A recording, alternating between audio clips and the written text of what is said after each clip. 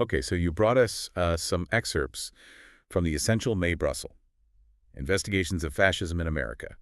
And I gotta say, like, diving into Mae Brussell's world, it's kind of like stepping into a time machine. Absolutely. But even though she was writing decades ago the connections Brussels made, the way she saw power dynamics playing out, it still feels strangely relevant today. That's what I find so fascinating about her work. So for our listeners who might not be familiar with Mae Brussell, how would you describe her and the impact she had? Imagine a radio host in the 60s and 70s who went from discussing child psychology to deep diving into political conspiracies, particularly after JFK's assassination. That was Mae Brussell. Her show became this platform for uncovering what she believed were hidden truths about power structures in America. A woman after my own heart. I mean, that's quite a shift. What sparked that change in her focus? It was a deeply personal journey for her. Her involvement in the Soledad brothers case, where she saw firsthand what she believed were miscarriages of justice, really ignited a fire in her. She became passionate about exposing corruption and questioning the official narratives, especially when it came to events like political assassinations. And this is where it gets really interesting, right? Okay. Because she starts connecting these seemingly isolated events, assassinations, scandals, social movements to this much larger narrative about the forces shaping America. Exactly. And one of the most intriguing, even unsettling connections she makes is between post-war Nazi figures and key events in America. Okay, now I know what some listeners might be thinking. Hold on, we're about to go down a conspiracy theory rabbit hole. Yeah. But before we jump to conclusions, let's unpack this. What exactly was Brussels suggesting about these former Nazis? It wasn't just about their past. She dug into programs like Operation Paperclip, where the U.S. government recruited former Nazi scientists and integrated them into American institutions. Think Wernher von Braun, the rocket scientist who was instrumental in NASA's space program. Right. But Brussels wasn't just pointing fingers. She was asking a bigger question, wasn't she? Absolutely. She was raising questions about the compromises made in the name of national security, about the potential influence of these individuals on American power structures. For instance, she argued that the Gehlen Organization, a Nazi intelligence network, was essentially absorbed by the CIA. What impact might that have had on the agency's methods and priorities? It's a lot to consider. But even if you put aside the Nazi connection for a moment, Brussels saw a much broader web of power at play, right? Yes, and for her, money was at the heart of it. She believed that money and the control it afforded was the driving force behind many of the events she investigated. She wasn't just talking about individual acts of greed, though, right? No, she was looking at larger systems. She directly connected political assassinations, JFK, RFK, MLK, to financial motivations, suggesting that powerful financial interests were threatened by these leaders and their policies. It's chilling thought, but it makes you think about who really benefits when leaders are silenced. And it wasn't just about assassinations, was it? Brussels saw a more insidious kind of control happening within America itself. Right. She believed there was a deliberate, ongoing effort to suppress dissent and maintain a certain social order. She called it domestic warfare. Okay, domestic warfare. What did she mean by that, and what evidence did she use to support that claim? Russell pointed to things like the Watergate scandal, which she believed was about far more than just a break-in. She saw it as a symptom of a system that would go to great lengths to silence its critics and hold on to power. Watergate was such a pivotal moment in American history. It feels like everyone has a theory about what really went down.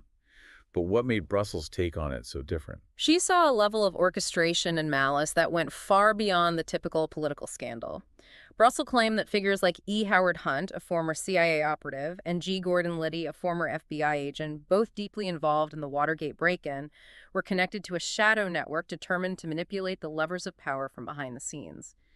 She even went so far as to suggest that there might have been plans to assassinate Nixon himself, potentially, by factions within his own administration. Wow, an assassination plot against Nixon.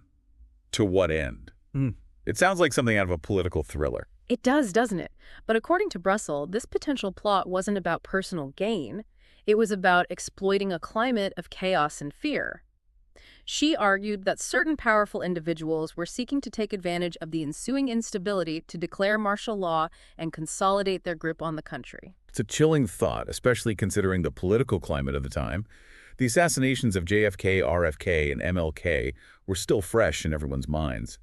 Did Brussels see those events as connected to this alleged plot against Nixon. Absolutely. She saw those assassinations not as isolated tragedies, but as part of a larger pattern. In her view, they were deliberate acts aimed at removing leaders who challenged the existing power structure or threatened the interests of those in control. And she didn't just stop at individuals, did she? Russell implicated entire institutions in this web of control. Right. She was deeply critical of the CIA, the FBI, even the Mormon Church, arguing that they were all complicit in this system of control.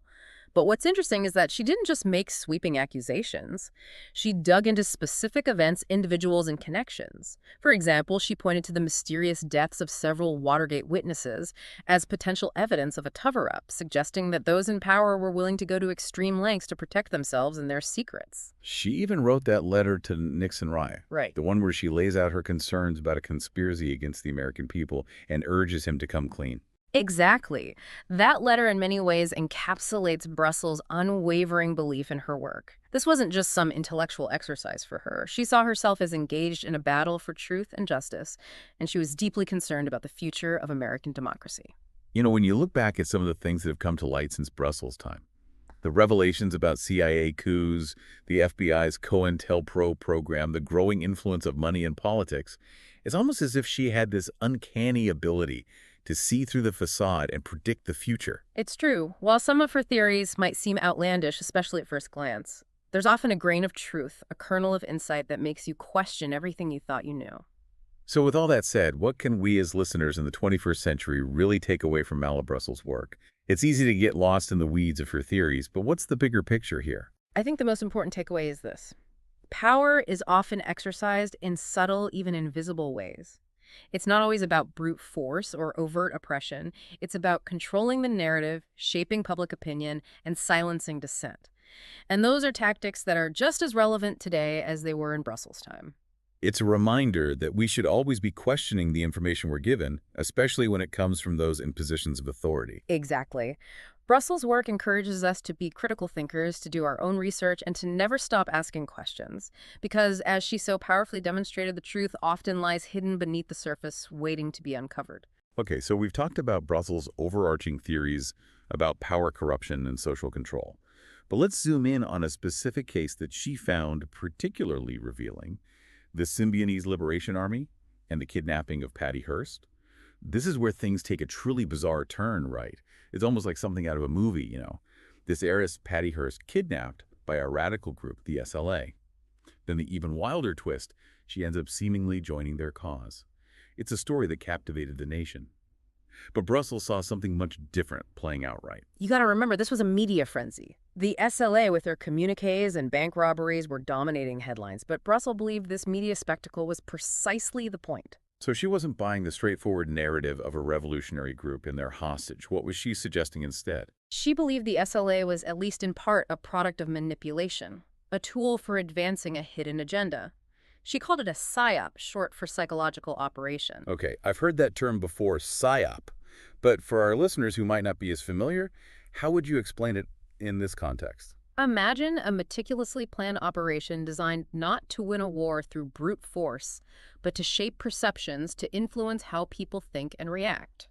Brussels argued that the SLA, whether knowingly or not, was being used in a PSYOP to create a climate of fear and justify a crackdown on dissent. That's a pretty heavy accusation. What evidence did Brussels use to support such a bold claim? She pointed to several things. First, the SLA's actions often seemed designed for maximum media attention, almost like they were following a Hollywood script. The way they left behind evidence, the communiques, it all felt calculated to generate outrage and fear. So it was the theatricality of it all that made her suspicious. Partly. But Brussels also questioned the SLA's logistical capabilities. How was this group seemingly out of nowhere so well-equipped and funded?